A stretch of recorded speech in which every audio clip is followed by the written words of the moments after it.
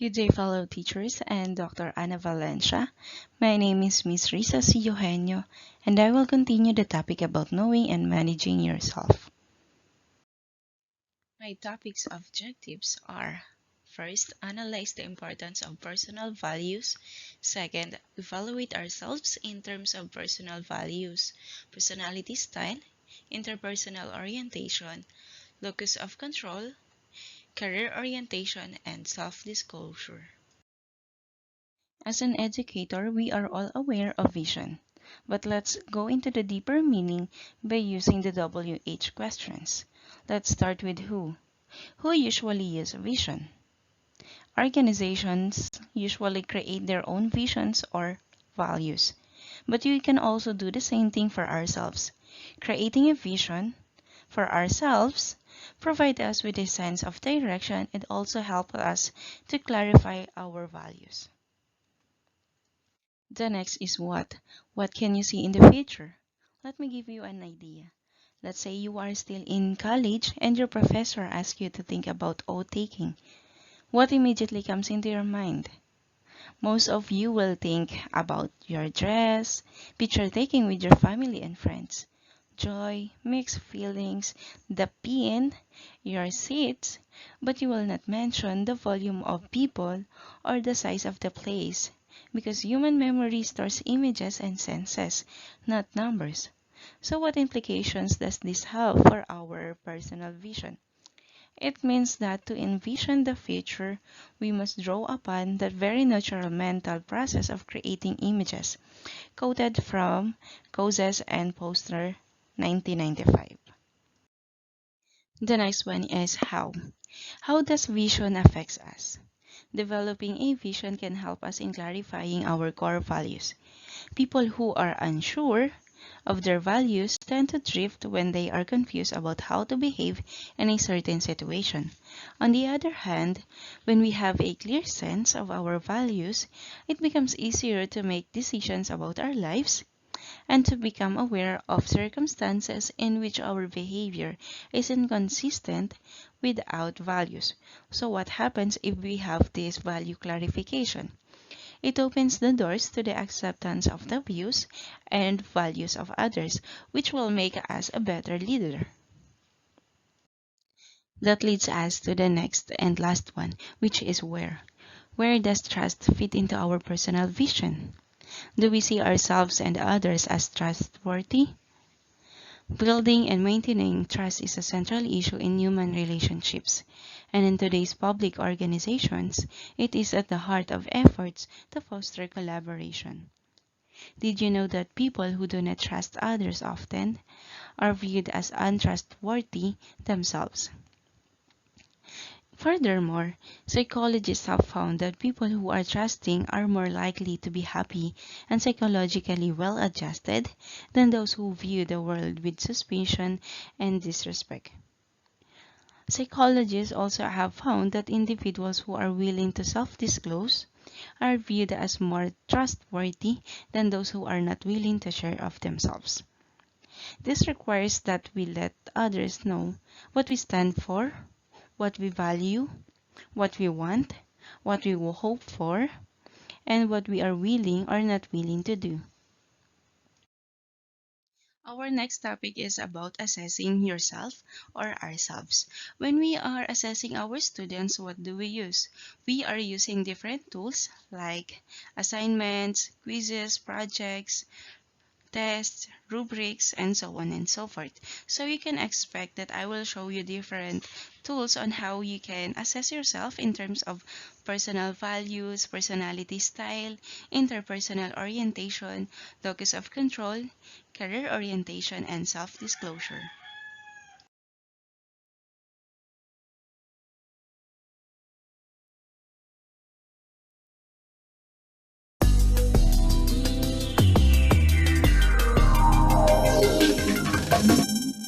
Your values are the standards of behaviour and ways of doing things that you think are correct in the way you live and work.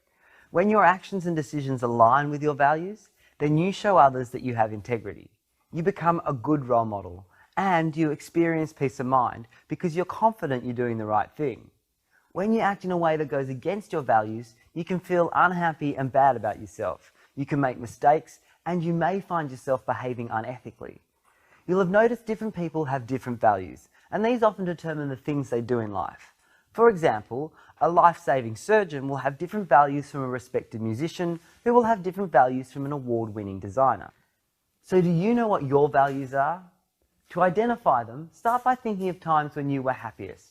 What were you doing? Why were you so happy? Next, remember times when you were really proud of yourself. Why did you feel proud?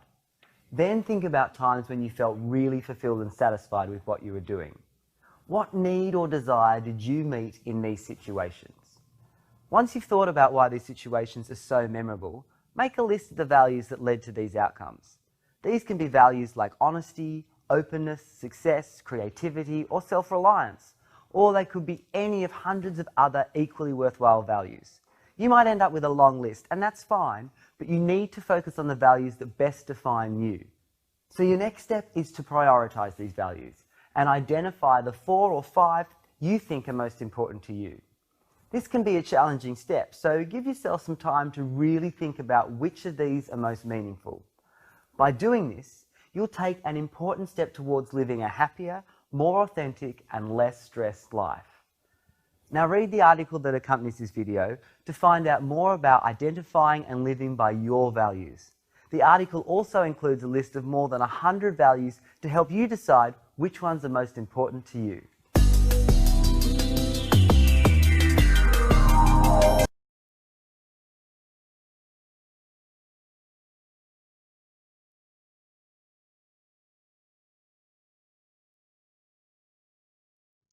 Another meaning of personal values.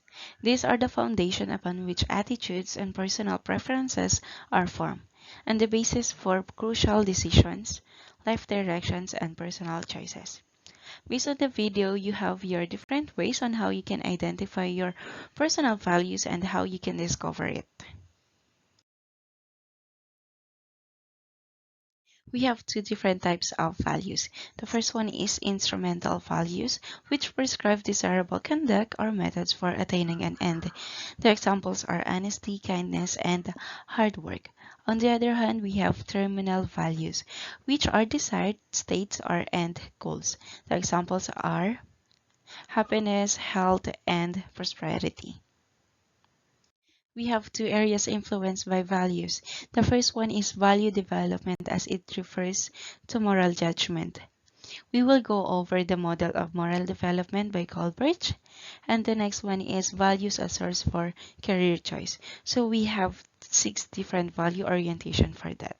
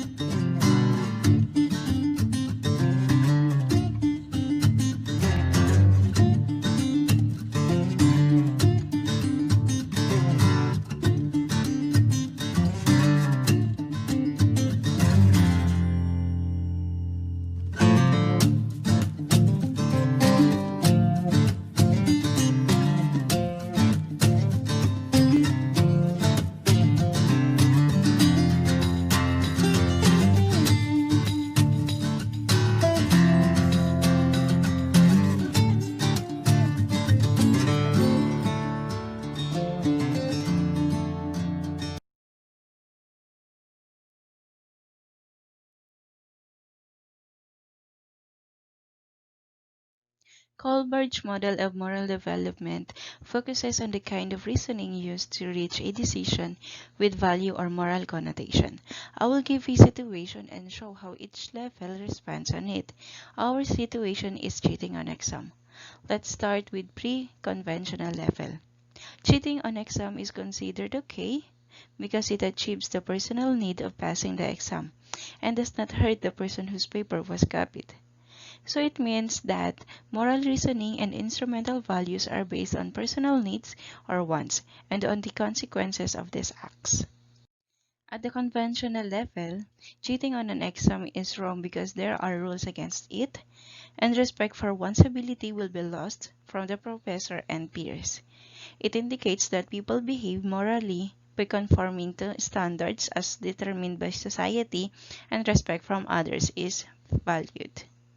For the third and final stage, the post-conventional level, cheating on exam continues to be wrong, not because of their rules and regulations or respect, but because one has developed this principle judgment.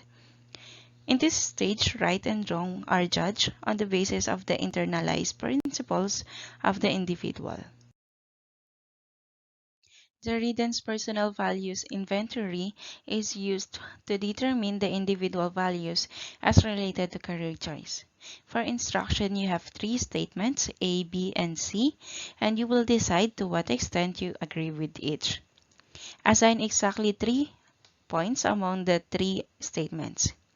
It's up to you if you want to give A3, B0, C0, or A1, B1, C1, or A0, B1, C2. Depends on your preferences. Okay, this inventory has 28 items. You can find this inventory at page 41 of our book. Disclaimer, there are no right or wrong values here.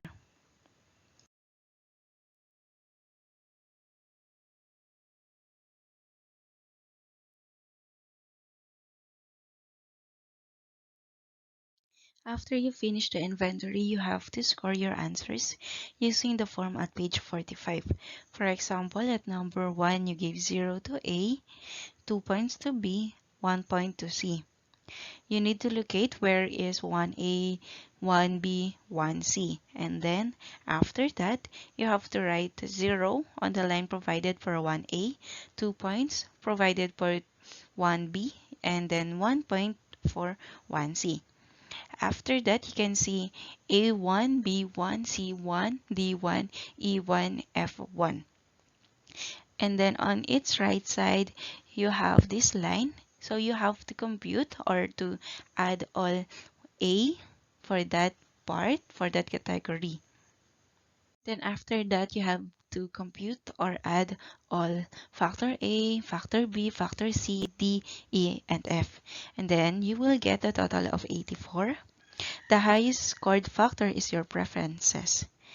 For me, I guess as a teacher, we will fall under factor C, which is achievement oriented.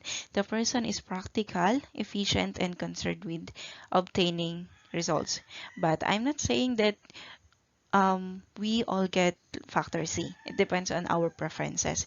And once again, no right or wrong values here. These are the 6 different value orientation that I've mentioned. For factor A, we have theoretical, for B, power-oriented, and C, achievement-oriented. For factor D, you have human-oriented. For factor E, industry-oriented, and the F, financial-oriented. You can consider your score here, and if possible, you can discuss it with someone else. Personality style refers to the manner in which individuals gather and process information. Swiss psychologist Carl Jung describes several aspects of the human psyche based on the way in which we take in and process information. For example, information may be acquired through our senses, our 5 senses, or through our intuition. After we acquire the information, we tend to process it. There are 2 types. The first one is rational and the second one is through our feelings. Jung's framework also includes the two modes of decision making, one relying on perception and the other one relying on judgment. Perception affects our decision making process because in order to make an accurate decision, we need to think properly if this one will work or not. So it has process. On the other hand, we have judgment. We decide based on our opinion. Over time, individuals become more dependent on one way of collecting and processing information than on other ways. That is not to say that one way is better than another way, and indeed, we all possess all of these capacities to some degree.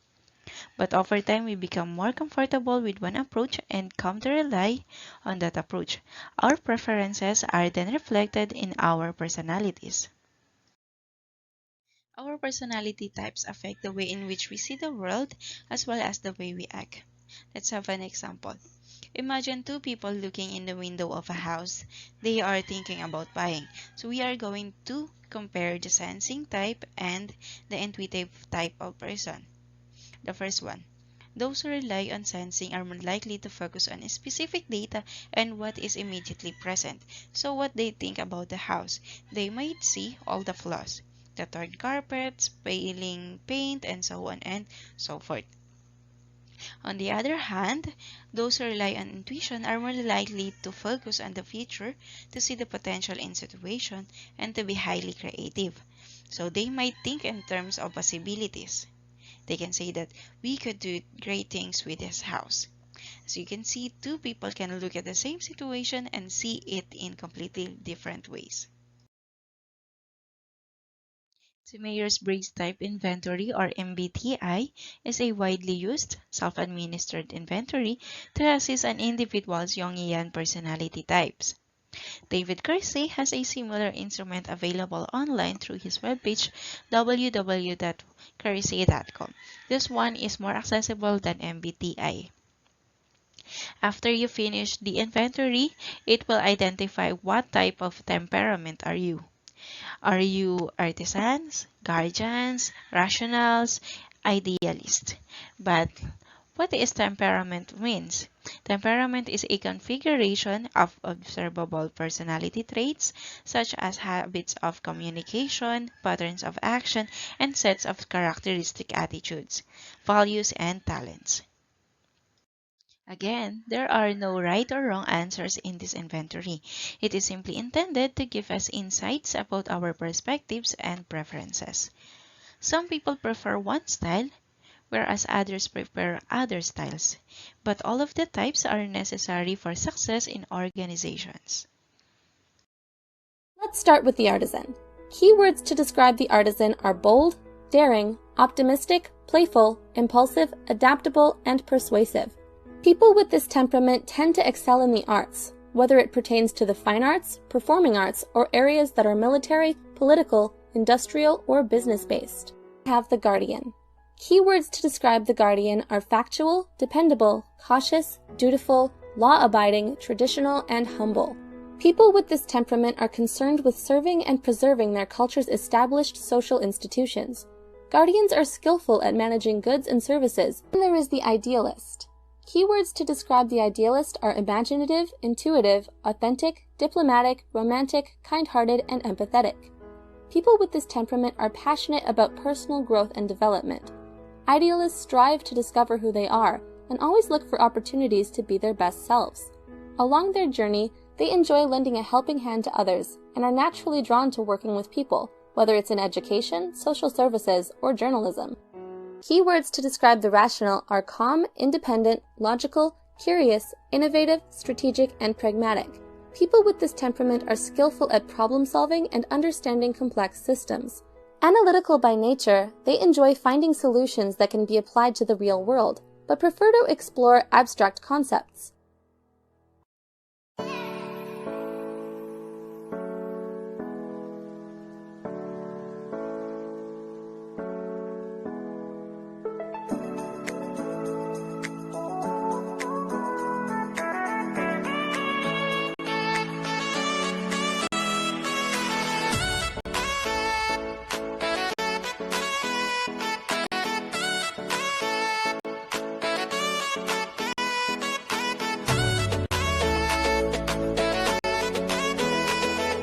interpersonal orientation refers to behavior and interpersonal relationships, in addition to personal and psychological inclinations regarding others.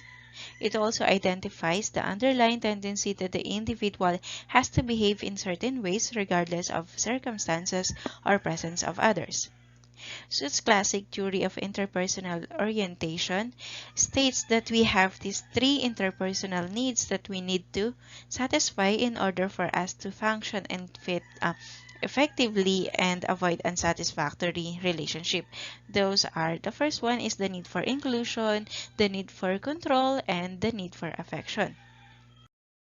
Fundamental International Relations Orientation Behavior, or FIRO, can be found on page 47 of our book. And again, there are no right or wrong answers. But for scoring key, each columns refer to an interpersonal need, the inclusion, control, and expressed. Items in the column refer to the question numbers on the questionnaire. Keys refer to an answer on each of those items. The locus of control refers to our attitudes toward the extent to which we have control of our own destiny. We have two types of locus of control. The first one is internal locus of control. It reflects the belief that what happens in our lives is the result of our own actions, meaning no other people, no other variables. On the other hand, we have external locus of control. It reflects the belief that what happens is the product of outside forces. For example, for internal locus of control, I am personally responsible for the grade that I receive in this class, meaning to say that you are not blaming other people, other variables aside from yourself. And for external, the poor grade on the exam was the result of the teacher not explaining the material, meaning to say that you are not blaming yourself but your teacher. The locus of control inventory can be found on page 52 of our book. This questionnaire assesses your opinions about certain issues. For instruction, each item consists of a pair of alternatives, A or B. Select the alternative with which you most agree. Because this is an assessment of opinions, there are obviously no right or wrong answers. Scoring key, you need to identify first what are the items included in the list. Then after that, check if you choose the same alternative. If yes, then encircle the item. If not, then don't. The higher the score, the more the external locus of control. The lower the score, the more the internal locus of control. If you have any questions or clarifications regarding my topics, you can comment on our chat box. Mom Nadine will discuss the career orientation and self-disclosure. Thank you for watching and listening.